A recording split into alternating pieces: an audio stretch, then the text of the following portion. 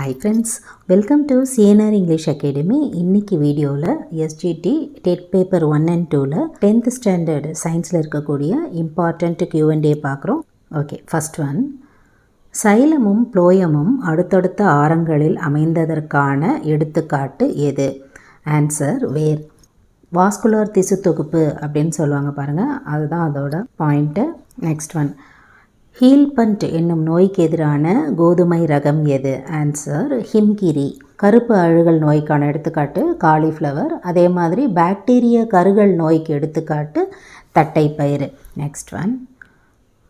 இருவித்திலை தாவர வேரின் வெளிப்புற அடுக்கு எபிப்ளமா அல்லது டேஷ் எனப்படும். Answer rhizodermis. இதில் பர்டிகுலராக பார்த்திங்கன்னா அவரையோட இருவித்திலை தாவர வேரோட உள்ளமைப்பு கொடுத்துருப்பாங்க. அதே மாதிரி சோளத்தோட ஒருவித்திலை தாவரத்தோட உள்ளமைப்பு தனித்தனியாகவே வந்து கொடுத்துருப்பாங்க. ஒன்றுத்துக்கும் எபிப்ளமா, புரணி, அகத்தோல் எங்கே இருக்குது, அந்த மாதிரி எல்லா டெஃபினேஷனுமே வந்து தனித்தனியாக கொடுத்துருப்பாங்க. Next one. ஒரு வித்திலை தாவர வேரில் புரணி பல அடுக்கு நெருக்கமற்ற டேஷ் செல்களால் ஆனது. Answer parenchyma. இந்த புரணி செல்களில் பார்த்திங்கன்னா நீர் மற்றும் உணவை வந்து சேமிக்குது. அடுத்து, இருவித்திலை தாவரத்தில் உணவுப் பொருட்களை சேமிக்கும் பணி டேஷ் உடையது. ஆன்சர் பித்து. இந்த பித்து அப்படின்றது என்னென்னு பார்த்திங்கன்னா பேரன்கைமாவால் ஆன மையப்பகுதி. இதோட வேலை என்னென்னு பார்த்திங்கன்னா உணவுப் பொருட்களை வந்து சேமிக்கிறது. அடுத்து, தாவரங்களில் வண்ணக்கணிகம் எனப்படுவது எது? Answer chromoplast. வண்ணக்கணிகங்கள் அப்படின்னு சொல்லும்போது அது எந்தெந்த கலரில் இருக்கும் அப்படின்னு பார்த்திங்கன்னா மஞ்சள், சிவப்பு மற்றும் ஆரஞ்சு நிறமுடையது. இதிலே வந்து நிறமற்ற கணிகம் வந்து பார்த்திங்கன்னா வெளிர் கணிகம் அல்லது லியூகோபிளாஸ்ட் அப்படின்னு சொல்கிறாங்க. அடுத்து, விரிவாக்கம் காண்க. ஏடிபி. ஏடிபி அப்படின்றது என்னென்னா அடினோசைன் ட்ரைபாஸ்பேட். அதே மாதிரி ஏடிபி அப்படின்னா அடினோசைன் டைபாஸ்பேட். இந்த ரெண்டுத்துக்கும் வந்து டிஃப்ரென்ஸ் தெரிஞ்சுக்கோங்க. ஏடிபி அப்படின்னா ட்ரைபாஸ்பேட், டிபி அப்படின்னா டைபாஸ்பேட். அடுத்து, ஒளிச்சேர்க்கையில் ஈடுபடும் துணை நிறமியின் பெயர் என்ன? ஆன்சர் கார்டினாய்டு.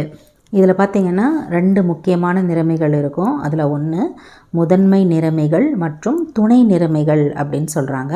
பச்சையம் ஏ அப்படின்றது முதன்மை நிறமி. அதே மாதிரி பச்சையம் பி மற்றும் கரோட்டினாய்டு இது ரெண்டுமே வந்து துணை நிறமிகள் அப்படின்னு அழைக்கப்படுது. அடுத்து, செல்லின் மைட்டோகாண்ட்ரியா கண்டறியப்பட்ட ஆண்டு டேஷ். ஆன்சர் 1857. இது முதல்ல வந்து பார்த்திங்கன்னா கோலிக்கர் அப்படின்றவர் தான் ஃபஸ்ட்டு கண்டுபிடிக்கிறாரு. கோலிக்கர் அப்படின்றவங்க. அதே மாதிரி இந்த மைட்டோகாண்ட்ரியா அப்படின்றது வந்து நம்ம எல்லாருக்கும் தெரியும், செல்லின் ஆற்றல் நிலையம் அல்லது செல்லின் ஆற்றல் மையம் மற்றும் செல்லின் சக்தி நிலையம் அப்படின்லாம் அழைக்கப்படுது. அடுத்து, மைட்டோகாண்ட்ரியாவின் உட்புறத்தில் நடைபெறும் நிகழ்ச்சி எது? ஆன்சர் கிரெப்ஸ் சுழற்சி.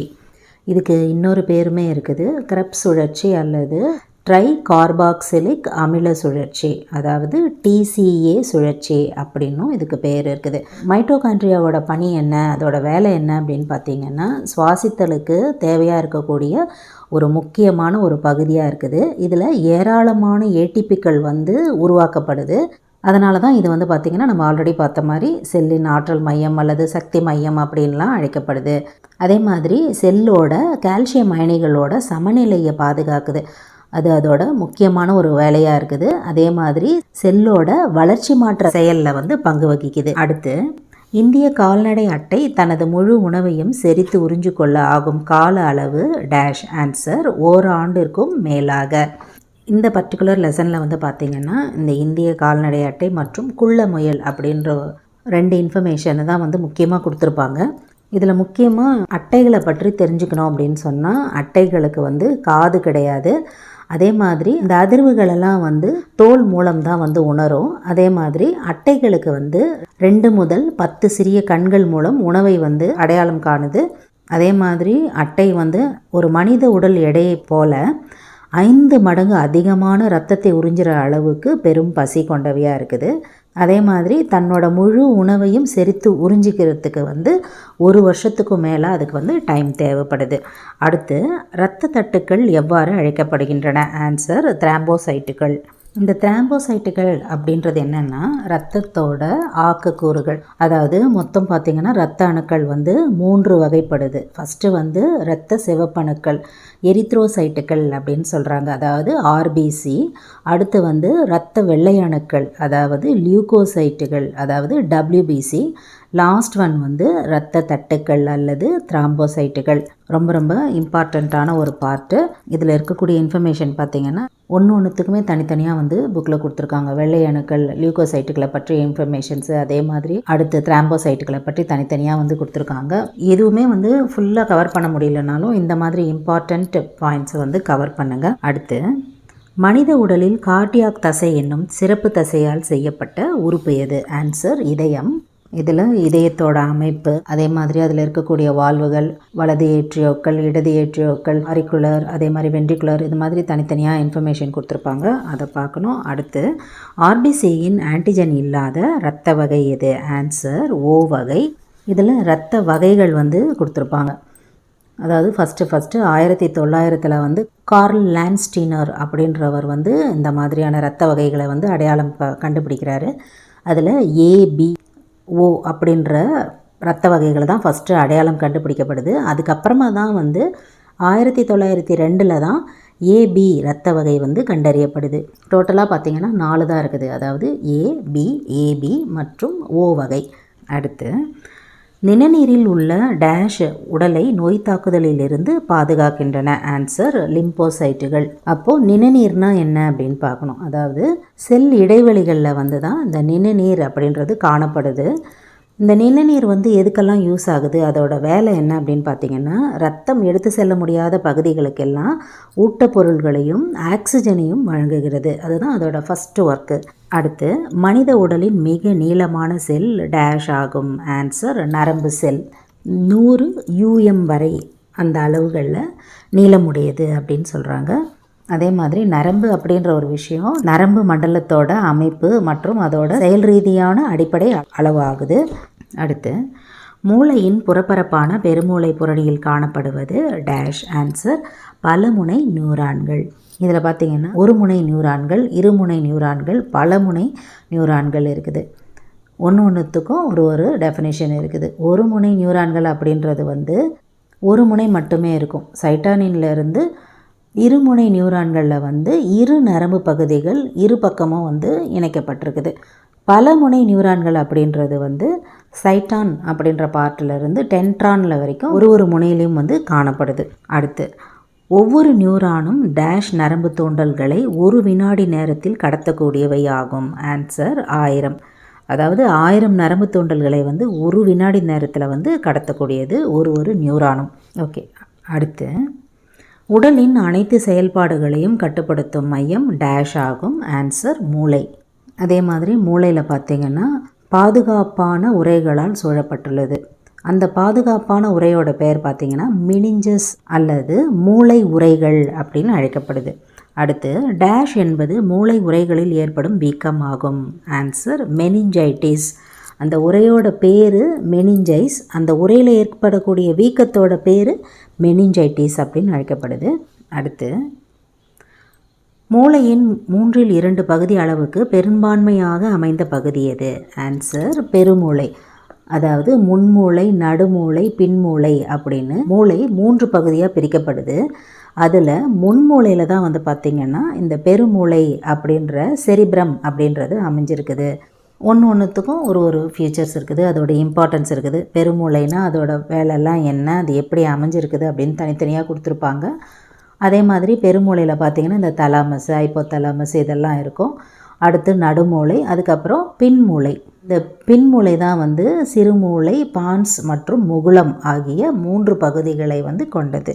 அடுத்து மூளையின் கடத்தும் மையமாக செயல்படும் அமைப்பு எது? Answer thalamus.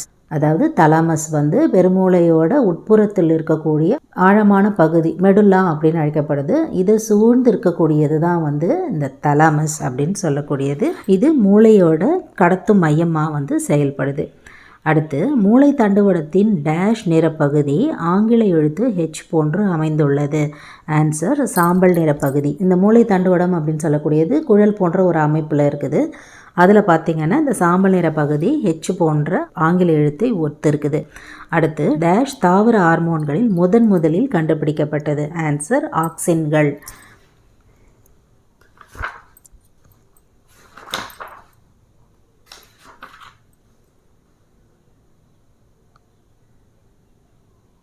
இதில் மொத்தம் பார்த்திங்கன்னா தாவர ஹார்மோன்கள் 5 வகைப்படுது. அதாவது ஆக்சின்கள், சைட்டோகைனின்கள், ஜிப்ரலின்கள், அசிட்டிக் அமிலம் மற்றும் எத்திலின். இதில் ஃபஸ்ட்டு கண்டுபிடிக்கப்படுறது எதுன்னு பார்த்திங்கன்னா ஆக்சின்கள் தான்.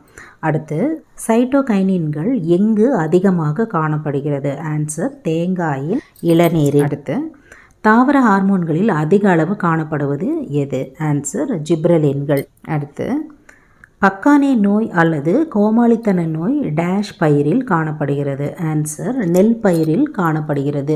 இதை ஃபஸ்ட்டு யார் கண்டுபிடிக்கிறாங்க அப்படின்னு பார்த்தீங்கன்னா குருசோவா அப்படின்றவர் 1926 கண்டுபிடிக்கிறாரு. அடுத்து டேஷ் தாவரங்களில் கனிகள் பழுக்கும்போது அதிக அளவு எத்திலின் உற்பத்தி ஆகிறது? ஆன்சர் ஆப்பிள், வாழை மற்றும் தர்பூசணி.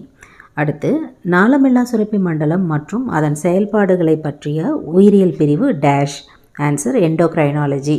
இதில் நாளமில்லா சுரப்பி மண்டலத்தின் தந்தை அப்படின்னு அழைக்கப்படுறது யாருன்னா தாமஸ் அடிசன் அப்படின்றவர் தான் அழைக்கப்படுறாரு.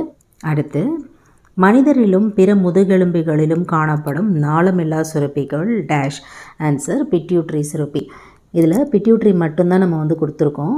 அது இல்லாமல் தைராய்டு, பாராதைராய்டு, கணையம், அட்ரினல் சுரப்பி, இனப்பெருக்க சுரப்பிகள் மற்றும் தைமஸ் சுரப்பி இது எல்லாமுமே மனிதர் மற்றும் பிற முதுகெலும்புகளிலும் காணப்படக்கூடிய நாளமில்லா சுரப்பிகள் ஆகுது. உங்களோட ப்ரிப்பரேஷன்ஸ்க்கு ரொம்ப யூஸ்ஃபுல்லாக இருக்கும்னு நம்புகிறோம். எஸ்ஜிடி ஓவரால் கொஸ்டின் பேங்க் அவைலபிளாக இருக்கான்னு கேட்டிருக்கீங்க. கண்டிப்பாக அவைலபிளாக இருக்குது. லாஸ்ட் மினிட்லாம் வாங்கி ரிவிஷன் பண்ணணும். நேற்று நம்ம சொல்லியிருந்தோம் OMRல டெஸ்ட்டு அட்டன் பண்ணுங்கள் அப்படின்னு சொல்லி. அதுக்கு நிறைய பேர் கொஸ்டின்ஸ் கேட்டிருக்கீங்க. கண்டிப்பாக கொஸ்டின் பேங்க் அவைலபிளாக இருக்குது. வேணும்னு நினைக்கிறவங்க 9894955307 அப்படின்ற நம்பருக்கு நீங்கள் கால் பண்ணி கொஸ்டின் பேங்க் வாங்கிக்கலாம். 6th to 12th ஸ்டாண்டர்டு எல்லா சப்ஜெக்ட்டுமே கவர் ஆகிற மாதிரி கொஸ்டின் பேங்க் இருக்குது. அதாவது Tamil, English, maths, science and social science plus 500 Tamil eligibility questions இது எல்லாமும் வித் OMR ஷீட்டோடு உங்களுக்கு அனுப்புவாங்க. கம்பல்ஷன் கிடையாது. வேணும்னு நினைக்கிறவங்க கண்டிப்பாக வாங்கி லாஸ்ட் மினிட் ப்ரிப்பரேஷன்ஸ்க்கு யூஸ் பண்ணலாம். இதில் உங்களுக்கு ஏதாவது டவுட்ஸ் இருந்ததுன்னு சொன்னால் வழக்கம் போல் உங்களோட கமெண்ட் செக்ஷனில் சொல்லுங்கள். Up to this I conclude. இதே மாதிரி ஒரு நல்ல வீடியோவில் உங்களை நான் மீட் பண்ணுறேன். Thank you friends. தேங்க்ஸ் ஃபார் வாட்சிங்.